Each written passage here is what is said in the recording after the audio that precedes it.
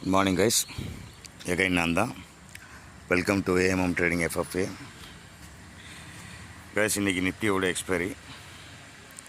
So நம்ம அதிலிருந்து start பண்ணிடுவோம் நம்ம ரிவ்யூவை. நம்ம சேனல் சப்போர்ட் பண்ணுற எல்லாத்துக்கும் நல்ல உள்ளவங்கள் அனைத்துக்கும் நன்றி.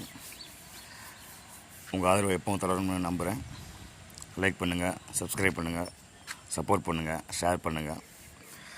இப்போ வாங்க நம்ம வீடியோக்குள்ளே போயிடலாம்.